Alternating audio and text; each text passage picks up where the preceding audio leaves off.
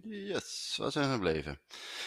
Hier zijn we gebleven met het vorige filmpje. We zien dus de 13 koloniën van Amerika, of van Engeland eigenlijk, hè, van Groot-Brittannië, komen in opstand. Ja? En die koloniën willen niet meer last hebben van de hoge belastingen en niet meer alleen maar hoeven leveren aan Groot-Brittannië. Want Groot-Brittannië had het monopolie, het aanleerrecht op goederen, thee, tabak, suiker uit de koloniën voor een zo laag mogelijke prijs. Dit wilden ze vanaf. En ze kwamen in opstand. En Nederland steunt, ik heb daarvoor gevonden in het papiermunt, Apoya of Sostené, de kolonisten. Nederland steunt de kolonisten. Om precies te zijn, Sint Eustatius en de andere bovenwindse eilanden. Nou, in het begin kwamen dus de Engelse troepen, de troepen uit Groot-Brittannië, ook wel de roodjassen genoemd, die kwamen dus massaal, kwamen die de koloniën binnen om de opstand, oftewel de vrijheidsoorlog, te bevechten tegen de Amerikaanse troepen. Dit zijn dus de Britse troepen die naar Amerika komen. En Sint Eustatius levert wapens en goederen om tegen deze de Engelse troepen, tegen de roodjassen, de redcoats, te vechten. Dus Sint Eustatius en dus Nederland steunt de Amerikanen in hun vrijheidsstrijd tegen deze roodjassen. Dat doet ze als eerste. Ten tweede geeft Sint Eustatius ook erkenning aan het ontstaan van een nieuw land. Sint Eustatius zegt eigenlijk van Amerika, jullie zijn een nieuw land en wij erkennen, reconoce, dat jullie dat zijn. En wij houden ook contact met jullie als een nieuw land. Niet als een kolonie van Engeland, maar als een nieuw, independiente, onafhankelijk land. Nou, wie doet dat? Dat is deze man.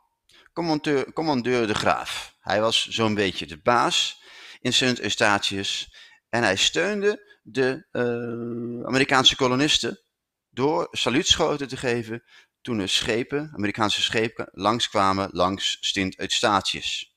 Dat is een soort groet, net als je tegenwoordig als auto kan klaksoneren, doet hij naar een andere auto, door hoi te zeggen, werden hier saluutschoten gegeven met de kanonnen, een soort begroeting.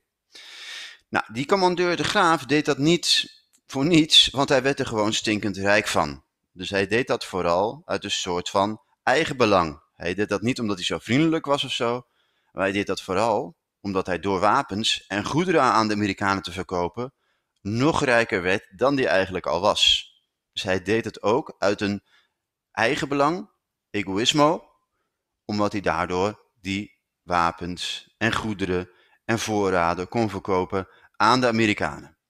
Nou, een aantal jaren later nemen de Engelsen, de Britten, de redcoats, nemen dan ook wraak op Sint Eustatius. Ja, omdat er een generaal in 1781 langskomt, om precies te zijn Admiral Rodney, om echt flink wraak te nemen op Sint Eustatius voor wat ze hadden gedaan. Ja. Nou, hij kijkt ook een beetje zuur, deze admiraal Rodney en zijn schepen, die bombarderen en plunderen Sint Eustatius voor hun steun aan de Amerikaanse kolonisten, want dat vonden ze helemaal niks. Die zien hem hier behoorlijk boos kijken ook. Nou, dan de vragen. Die pak ik er ook even rustig bij. En ik maak er ook nog een apart filmpje van. Preguntanan, onafhankelijkheid, de bovenwindse eilanden en Noord-Amerika. Vraag 1. Waarom werd er regelmatig, regular, wraak genomen op Sint Eustatius? Leg uit, explica. Pregunta 2. Vraag 2.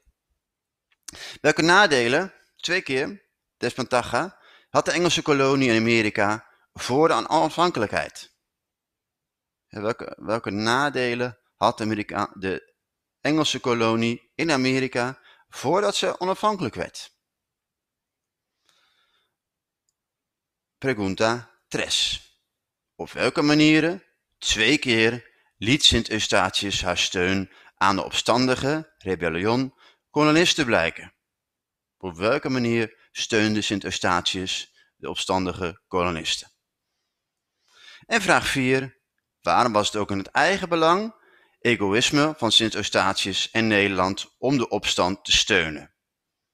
Nou, ik hoop dat je wat geleerd hebt van dit filmpje en ik maak ook nog een apart filmpje met de vragen.